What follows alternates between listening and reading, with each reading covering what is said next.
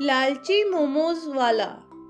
आज की कहानी है एक चोर की जिसका नाम कल्लन था, जिस पर बहुत सारी चोरी के आरोप थे और अब वो अपनी सजा पूरी करने के बाद तिहाड़ जेल से रिहा हो रहा था। कल्लन, कब तक ये चोरी चकारी करते रहोगे? अब बाहर जाकर ईमानदारी से अपना जीवन जीना और याद रखना कि अगर अब की बार अंदर हुए तो सीधा उम्र कैद ही होगी। उम्र कैद? नहीं साहब, अब मैं ऐसा कोई काम नहीं करूँगा। फिर कल्लन अपने घर आ गया और काफी सोचने के बाद कल्लन ने फैसला किया कि वो किसी दूर दराज गांव में जाकर मोमोज बेचा करेगा। अब कल्लन ढोलपुर गांव के चौक पर ठेला लगाकर मोमोज बेचने लगा। हाथ की सफाई में तो कल्लन माहिर था, तो अब उसी हाथ की सफाई से वो स्वादिष्ट मोमोज बनाकर बेचने लगा। धीरे धीरे लोगों को उसके मोमोज पसंद आने लगे और कल्लन की अच्छी आमदनी होने लगी। अक्सर उस चौक पे गुजरने वाले बच्चे भी कल्लन के मोमोज खाते थे। वह मोमोज बेचते हुए बच्चों से बात करता और उनके बारे में भी जान लेता था। अवी नाम का एक बच्चा जिसको मोमोज खाने का बहुत शौक था, वो रोज कल्लन के पास आकर मोमोज खाता था। एक दिन कल्लन ने अवी के गले में सोने की मोटी सी चेन देखी तो कल्लन का सोया हुआ चोर मन जाग उठा और उसने अवी से कहा, ये चैन असली है क्या और किसने दी तुम्हें ये? हाँ, असली है ये चेन। मेरे पिताजी ने मेरे जन्मदिन में दी है। असली सोने की चेन और वो भी एक बच्चे के गले में, ये देखकर तो कल्लन का मन लालच से भर गया।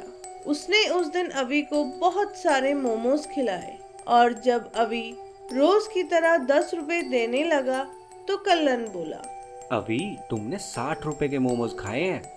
मेरे पास तो इतने ही रुपए हैं। कोई नहीं, तुम ये अपनी सोने की चैन मुझे दे दो। अवी को सोने की चेन की कीमत का पता नहीं था। उसने वह चेन उतारकर कल्लन को दे दी और अपने घर चला आया।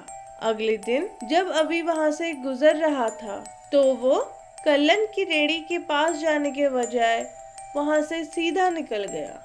अरे अभी क्या हुआ? आज मोमोज नहीं खाने क्या?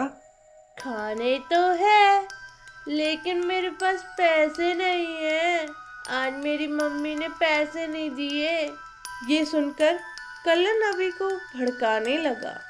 अरे अगर तुम्हारी मम्मी तुम्हें पैसे नहीं देती तो तुम अपने घर से पैसे चुरा सकते हो, फिर तुम जितने चाहो उतने मोमोज खा सकते हो। अवी के कोमल मन में ये बात बैठ गई और उसने अपने घर में चोरी करने की सोची। अवी ने घर पहुंचकर देखा कि उसकी मम्मी घर पर नहीं है, तो वो अलमारी में रखे हुए पैसे चुराने लगा। तभी अचानक से उसकी मम्मी आ गई और अवी को चोरी करते हुए रंगे हाथ पकड़ लिया। माँ की डांट पड़ते ही अवी रोते रोते कहने लगा, मम्मी मुझे माफ कर दो। मुझे तो मोमोज वाले अंकल ने बोला था कि अगर और मोमोज खाने हैं तो घर से चुरा कर पैसे ले आओ, किसी को कुछ नहीं पता लगेगा। कल तो मोमोज के बदले उन्होंने मेरी चेन भी ले ली।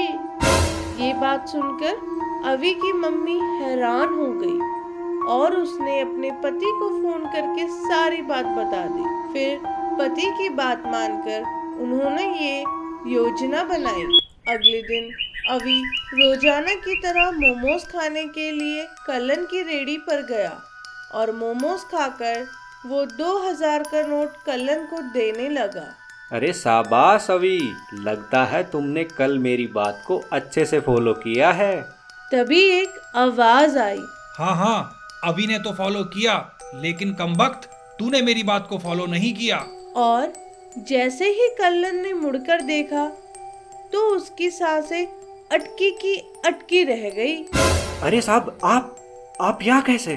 कमबख्त, जिस अभी को तू चोरी करना सिखा रहा है उसका बाप हूँ मैं।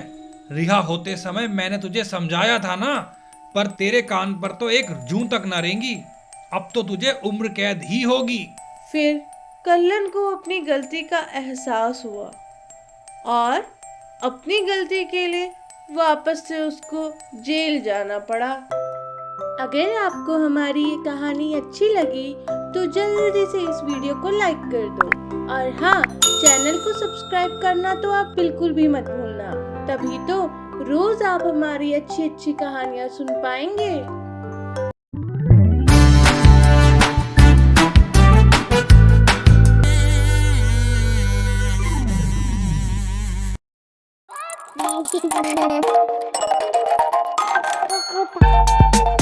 सालों पहले की बात है। होशियारपुर नाम का एक बहुत सुंदर गांव था। उस गांव में सभी लोग आपस में मिलजुल कर रहते थे। उस गांव के सरपंच का नाम धर्मवीर था। सभी लोग उनको ताऊ धर्मवीर कह के बुलाते थे। ताऊ धर्मवीर बहुत ही बुद्धिमान और नेक दिल इंसान थे। गांव के किसी भी व्यक्ति को कभी भी कोई भी परेशानी आ जाती तो उसके समाधान के लिए वो ताऊ धर्मवीर के पास ही जाते और ताऊ अपने उम्र के तजुर्बे और तेज बुद्धि से बड़ी समस्या का समाधान चुटकियों में कर दिया करते। उसी गांव में सुनार की एक बहुत बड़ी दुकान थी और उस दुकान के मालिक का नाम प्यारे था।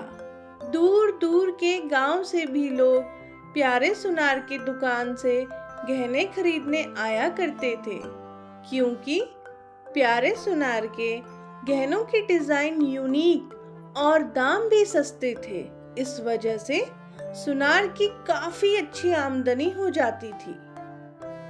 सुनार ने अपनी दुकान में 3 कारीगर भी रखे हुए थे, जिनको प्यारे समय पे सैलरी दिया करता था और उनसे बहुत अच्छा व्यवहार करता था। जब दिवाली या किसी और त्योहार के मौके पर दुकान में ज्यादा बिक्री होती तो वो बिना कहे अपने 3 कारीगरों को उचित इनाम भी दिया करता था।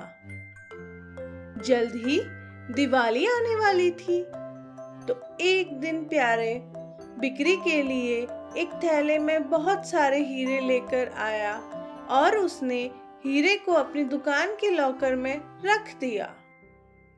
1-2 दिन बीत जाने के बाद प्यारे सुनार ने जैसे ही हीरो को चेक करने के लिए अपना लॉकर खोला तो उसने पाया कि हीरे तो लॉकर में है ही नहीं।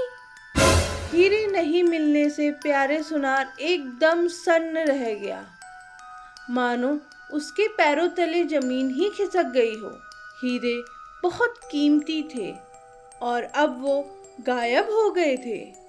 प्यारे अपने 3 कारीगरों से कहने लगा, अरे हीरे कहाँ गए? मैंने खुद यहीं पर रखे थे। मेरे और तुम तीनों के अलावा तो कोई भी इन्हें छू भी नहीं सकता था। सच सच बताओ, तुम तीनों में से हीरे किसने चुराए हैं?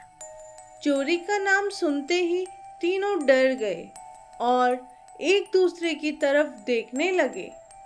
किसी ने भी हीरो के बारे में कुछ नहीं बताया और तीनों अपने आप को बेगुनाह बताने लगे। कारीगरों से सही जवाब नहीं मिलने से प्यारे बहुत ही दुखी हो गया और तुरंत वो सभी को लेकर सरपंच ताऊ धर्मवीर के घर की तरफ चल दिया। सरपंच के पास जाकर उसने सारी बातें बता दी। प्यारे की बात सुनकर सरपंच ने एक तरकीब लगाई और कुछ देर बाद उसने सभी कारीगरों को एक एक करके कमरे में बुलाया और उनको सभी को एक एक छड़ी दी और छड़ी देकर उनको समझाया कि देखो भाई, एक जादुई छड़ी है और आज के लिए इसको अपने पास रखना तुम लोग, और कल लाकर मुझे वापस कर देना। जिसने भी चोरी की होगी उसकी छड़ी 1 इंच बढ़ जाएगी। फिर तीनों कारीगर छड़ी लेकर वहां से चले गए। तीनों कारीगरों में एक कारीगर जिसका नाम कल्लू था, दरअसल असली चोर तो वही था। उसने सोचा ऐसे तो मैं पकड़ा जाऊंगा। उसने पकड़े जाने से बचने के लिए छड़ी को 1 इंच काट दिया। उसको लगा कि अब छड़ी जैसी थी वैसी ही रहेगी। और अगले दिन सभी छड़ी लेकर ताऊ धर्मवीर के पास गए। ताऊ ने सभी की छड़ी ली और देखा कि कल्लू की छड़ी बाकी छड़ी से छोटी है। ये देखते ही वो समझ गए और कहने लगे, ये कल्लू ही चोर है, इसने ही चुराए हैं सारे हीरे।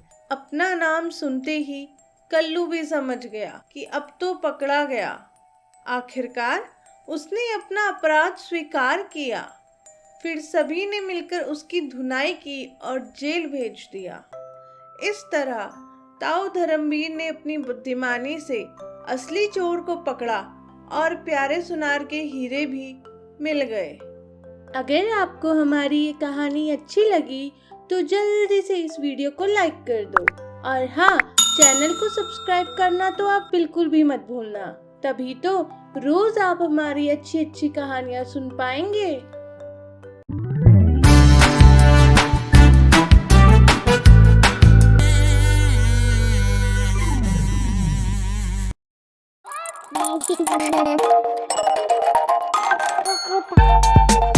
आज की कहानी, मुर्गी ने बचाई बंदर की जान।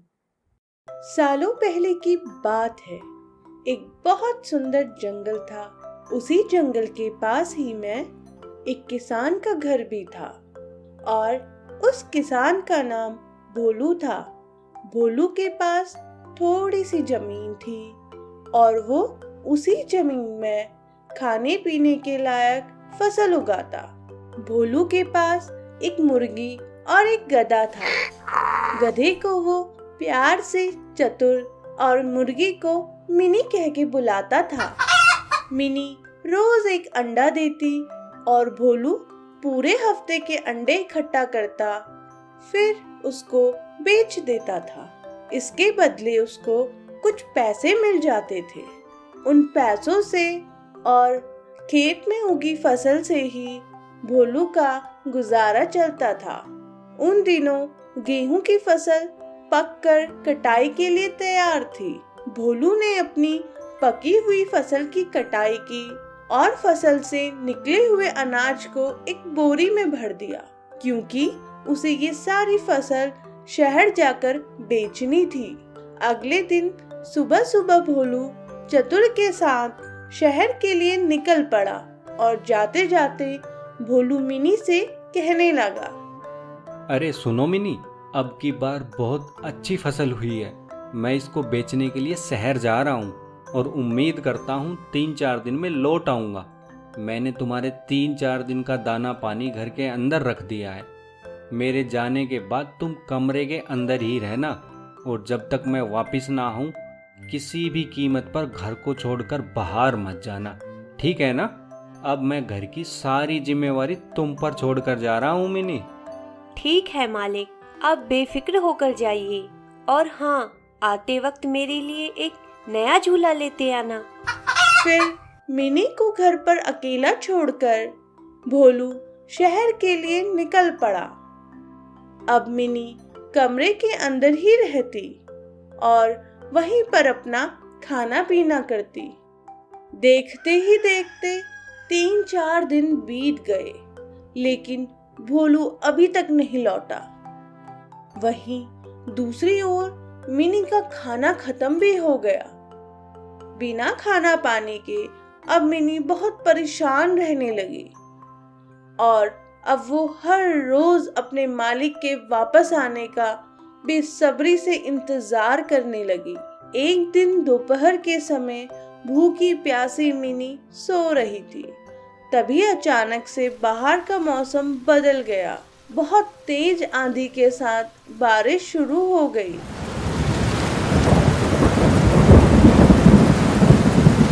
तेज हवा और बारिश से मिनी की नींद टूट गई।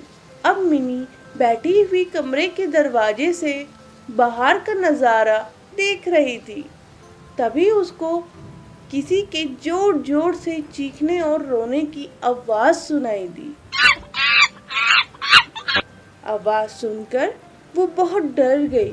उसने फिर हिम्मत करके बाहर की तरफ देखा तो उसको पेड़ के नीचे बैठा हुआ एक बंदर दिखाई दिया। तेज बारिश और तड़ातड़ गिरती हुई बिजली के कारण बंदर बहुत डरा हुआ था और तभी देखते ही देखते बर्फ से बने गोले भी आसमान से तेज तेज गिरने लगे और बंदर को लगने लगे। अब बंदर को और तेज दर्द होने लगा और वो जोर जोर से रोने लगा। उसकी हालत देखकर मिनी को उस पर दया आ गई। वहीं दूसरी तरफ उसको यह डर भी था कि बंदर एक जंगली जानवर है, कहीं ये उसको नुकसान ना पहुंचा दे। लेकिन बंदर की हालत और ज्यादा खराब होती जा रही थी। फिर मिनी अपनी जान की परवाह ना करते हुए कहने लगी, अरे ओ बंदर भाई, अरे इधर, हाँ हाँ इधर। अरे भाई, ऐसे बाहर रहोगे तो बर्फ के गोले तुम्हें बहुत नुकसान पहुंचा देंगे। तुम एक काम करो, यहाँ मेरे घर के अंदर आ जाओ। अरे बहन, अगर मैं अंदर आ गया तो तुम्हारे मालिक मेरी पिटाई कर देंगे। तुम चिंता मत करो, मेरे मालिक यहाँ नहीं हैं और जब वो आएंगे तो मैं उनको सारी बात बता दूंगी। अभी के लिए तुम अंदर आ जाओ। फिर मिनी की बात मानकर बंदर घर के अंदर आ जाता है। बहन, तुम्हारा बहुत बहुत धन्यवाद। अगर आज तुम मेरी मदद नहीं करती तो मैं बाहर ही मर जाता। तुम्हारा ये एहसान तो मैं जिंदगी भर नहीं भूलूंगा। बहन, एक एहसान और कर दो, मुझे बहुत तेज भूख लगी है, कुछ खाने को दे दो। मैं जंगल से यहाँ खाने की तलाश में ही आया था। भाई, मुझे माफ करना, मैं खुद 3-4 दिन से भूखी हूँ। मेरे मालिक मेरे लिए खाना तो रख कर गए थे, लेकिन समय अनुसार वो वापस नहीं आए और मेरा खाना खत्म हो गया। मेरे मालिक ने हमेशा मुझे घर पर ही खाना दिया, तो मैं जंगल में कभी गई ही नहीं और अब मैं उनके आने का ही इंतजार कर रही हूँ। फिर कुछ देर बाद बारिश भी रुक गई और बंदर वहां से चला गया। तभी कुछ देर बाद मिनी को जोर से एक सीटी की आवाज सुनाई दी। आवाज सुनकर उसको लगा कि मालिक आ गए और जैसे ही वो दरवाजे से बाहर की तरफ देखने लगी तो उसने पाया कि जिस बंदर की उसने जान बचाई थी वो अपने हाथ में बहुत सारा खाना लेकर आया है। अरे बहन, तुम इतने दिनों से भूखी थी ना, ये लो, अब पेट भर कर खाओ। और अब तुम चिंता बिल्कुल भी मत करना, जब तक तुम्हारे मालिक वापस नहीं आ जाते मैं बीच बीच में तुम्हारे लिए खाना लेकर आता रहूंगा। बहुत सारा खाना पाकर मिनी बहुत खुश हुई और फिर खुशी खुशी बंदर भी वहां से चला गया। फिर कई दिनों से भूखी मिनी ने पेट भर के खाना खाया। 1-2 दिन बीत जाने के बाद मिनी के दिए हुए अंडों से अब चूजे बाहर आ गए थे। चूजों को देखकर मिनी बहुत खुश हुई थी।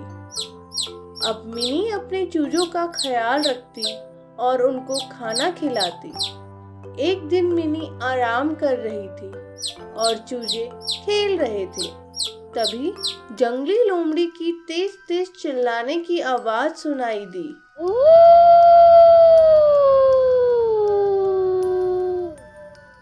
और देखते ही देखते वो आवाज और तेज हो गई।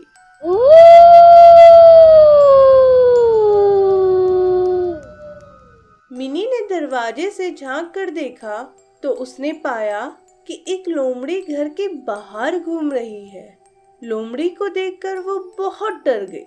मिनी समझ गई थी कि लोमड़ी को उसके बच्चों की आवाज सुनाई पड़ चुकी है और इसीलिए वो घर के पास उनको इधर उधर ढूंढ रही है।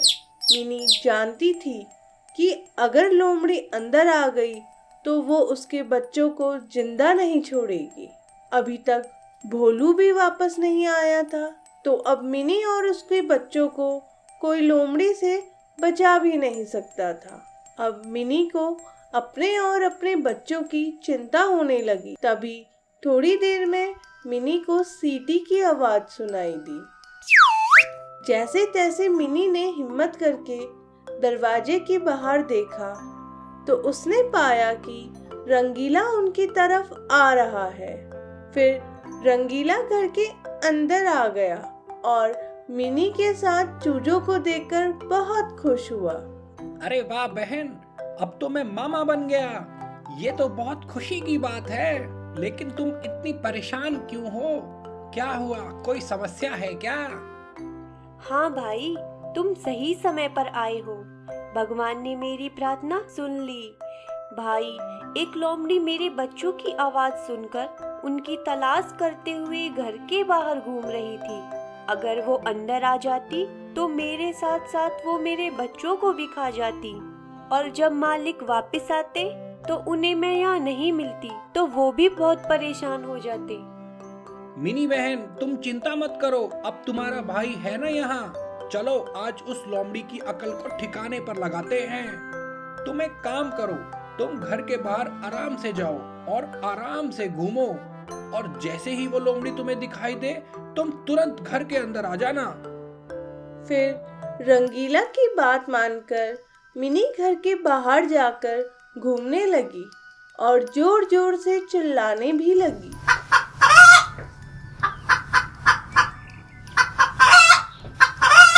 लोमड़ी अभी ज्यादा दूर नहीं गई थी तो मिनी की आवाज उसको सुनाई पड़ गई। मिनी की आवाज सुनते ही वो तुरंत ही घर की तरफ दौड़ पड़ी और घर के पास आते ही उसकी नजर मिनी पर पड़ी। मिनी को देखते ही उसके मुंह में पानी आ गया और वो चुपचाप मिनी की तरफ बढ़ने लगी। मिनी की नजर भी लोमड़ी पे पड़ गई। तभी मिनी घर के अंदर की तरफ दौड़ पड़ी। योजना के अनुसार रंगीला पहले ही हाथ में डंडा लेकर तैयार खड़ा था। जैसे ही लोमड़ी घर के अंदर घुसी, रंगीला ने न आओ देखा न ताओ, सीधे लोमड़ी पर टूट पड़ा और रंगीला ने लोमड़ी की जमकर धुनाई कर दी। हा हा हा हा, मिनी को अकेला समझा था क्या? अपन है ना इसके साथ। आज के बाद यहाँ दिखाई मत देना। बड़ी मुश्किल से लोमड़ी जैसे तैसे करके वहां से अपनी जान बचाकर भागने लगी। अब मिनी बहुत खुश थी क्योंकि अब उसको और उसके बच्चों को कोई खतरा नहीं था। इस तरह रंगीला ने मिनी की मदद करके अपना फर्ज निभाया। बहन, तुम चिंता मत करो। जब तक तुम्हारे मालिक वापस नहीं आते मैं तुम्हारे साथ यहीं रहूंगा और तुम्हारी रक्षा भी करूंगा। फिर रंगीला मिनी और उसके छोटे छोटे चूजों के साथ खुशी से रहने लगा।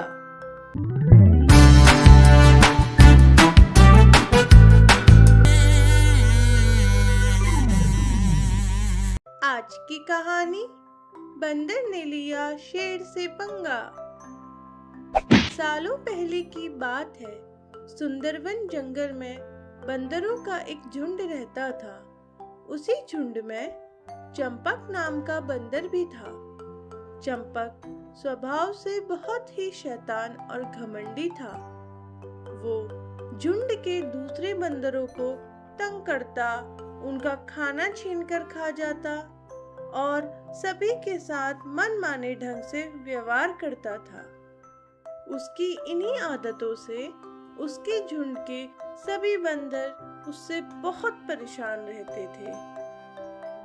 अब उसकी हिम्मत इतनी बढ़ चुकी थी कि वो जंगल के दूसरे जानवरों को भी तंग करने से नहीं घबराता था।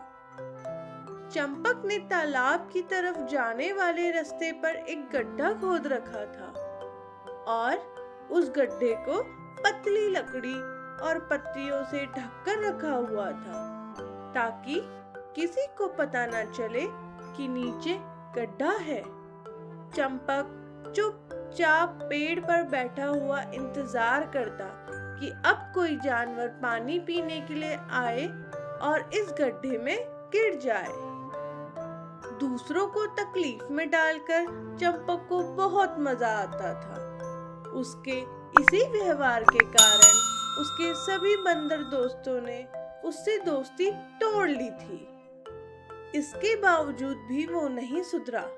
एक दिन उसी रास्ते में एक बकरी गुजर रही थी और जैसे ही वो पेड़ के नीचे आई, धड़ाम से वो गड्ढे में गिर गई। अचानक इस तरह गिरने से उसको चोट लग गई और वो दर्द के मारे चिल्लाते हुए जैसे तैसे गड्ढे से निकलकर जाते हुए कहने लगी, हाय, मैं मर गई।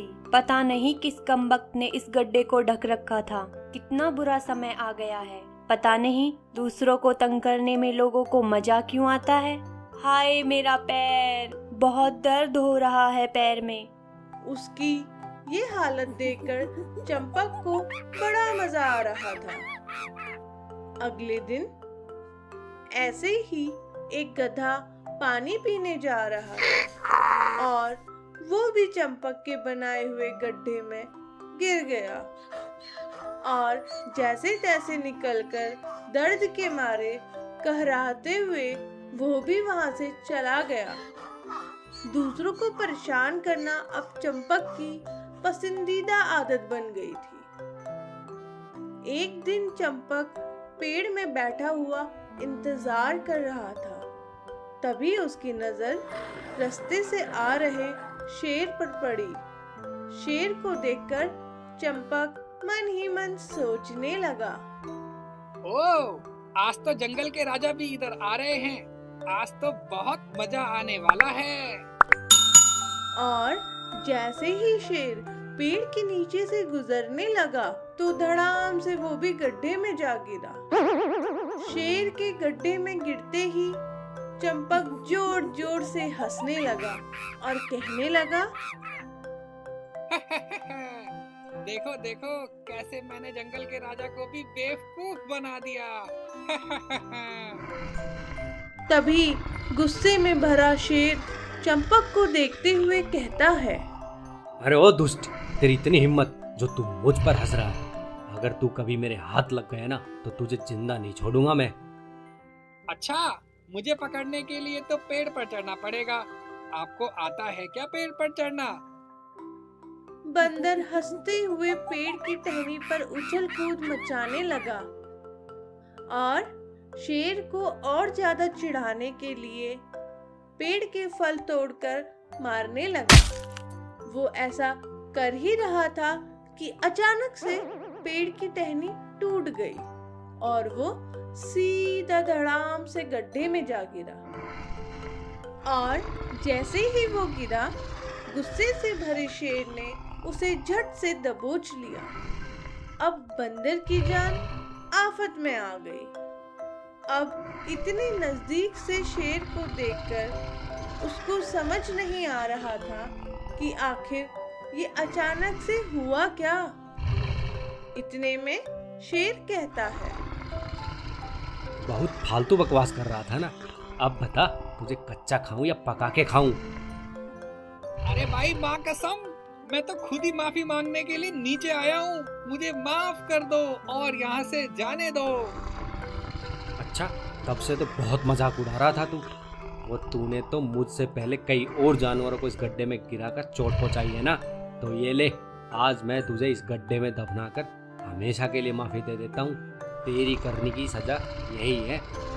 फिर गुस्से से भरे शेर ने बंदर की जीवन लीला समाप्त कर दी। इस तरह बंदर को अपनी करनी का फल मिला। तभी तो कहते हैं, बुरे कर्मों का नतीजा हमेशा बुरा ही होता है। अगर आपको हमारी ये कहानी अच्छी लगी तो जल्दी से इस वीडियो को लाइक कर दो और हाँ, चैनल को सब्सक्राइब करना तो आप बिल्कुल भी मत भूलना। तभी तो रोज आप हमारी अच्छी अच्छी कहानियाँ सुन पाएंगे।